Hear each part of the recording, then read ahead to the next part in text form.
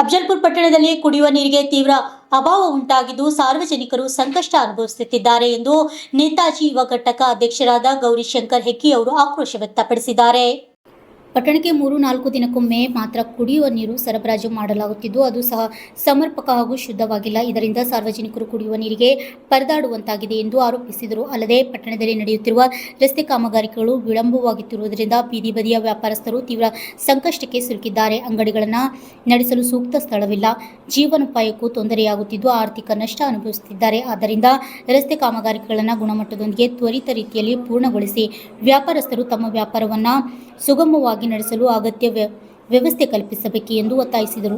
ಸಂಬಂಧಪಟ್ಟ ಅಧಿಕಾರಿಗಳು ಕೂಡಲೇ ಕುಡಿಯುವ ನೀರಿನ ಸಮಸ್ಯೆಗಳನ್ನು ಗಂಭೀರವಾಗಿ ಪರಿಗಣಿಸಿ ಪಟ್ಟಣಕ್ಕೆ ನಿಯಮಿತವಾಗಿ ಹಾಗೂ ಶುದ್ಧ ಕುಡಿಯುವ ನೀರಿಗೆ ಸರಬರಾಜು ಮಾಡುವುದರ ಜೊತೆಗೆ ರಸ್ತೆ ಕಾಮಗಾರಿಕೆಗಳು ಶೀಘ್ರ ಪೂರ್ಣಗೊಳಿಸಿ ಸಾರ್ವಜನಿಕರು ಹಾಗೂ ವ್ಯಾಪಾರಸ್ಥರಿಗೆ ಆಗುತ್ತಿರುವ ತೊಂದರೆಯನ್ನು ನಿವಾರಿಸಬೇಕು. ಇಲ್ಲದಿದ್ದರೆ ಸಾರ್ವಜನಿಕರು ಸಂಘಟಿಸಿ ಉಗ್ರ ಹೋರಾಟ ನಡೆಸಲಾಗುವುದು ಎಂದು ಗೌರಿಶಂಕರ್ ಹೆಗ್ಗಿ ಅವರು ಎಚ್ಚರಿಕೆ ನೀಡಿದ್ದಾರೆ.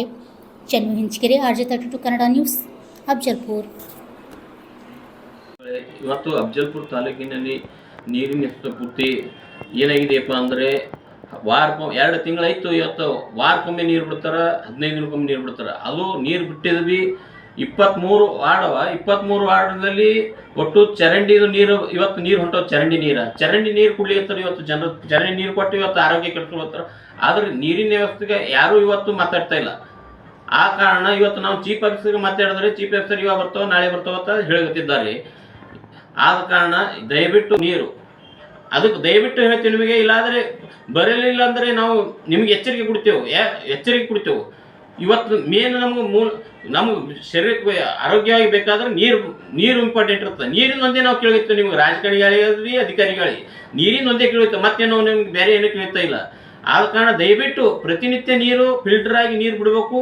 ನಮ್ಮ ಆರೋಗ್ಯವನ್ನು ನಮಗೆ ಕಾಪಾಡಿಬಿಡಬೇಕು. ಅದಕ್ಕಾಗಿ ನಿಮಗೆ ದಯವಿಟ್ಟು ಮನೆ ಒಳಗತ್ತಿಯೋ ಪ್ರತಿನಿತ್ಯ ಫಿಲ್ಟರ್ ನೀರು ಬಿಡಬೇಕಾಗಿ ವಿನಂತಿಸಿಕೊಳ್ಳುತ್ತೇವೆ.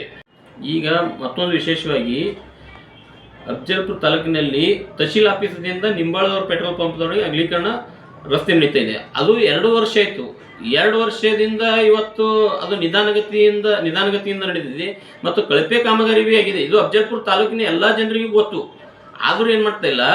ನಾ ಹೇಳ್ತಿರೋದು ಬೀದಿ ವ್ಯಾಪಾರಿಗಳಿಗೆ ಅವ್ರಿಗೆ 2 ವರ್ಷ ಆಯಿತು. ಈಗ ಅವ್ರು ಏನು ಮಾಡಬೇಕು?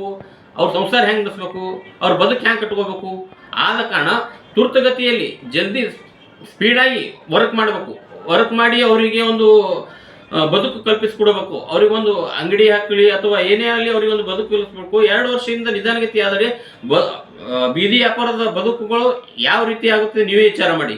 ನಮ್ಮ ಹೆಸರು ಗೌರಿಶಂಕರ್ ಹೆಗ್ಗಿ, ನೇತಾಜಿ ಯುವಕ ಸಂಘದ ಅಧ್ಯಕ್ಷ ನಾನು.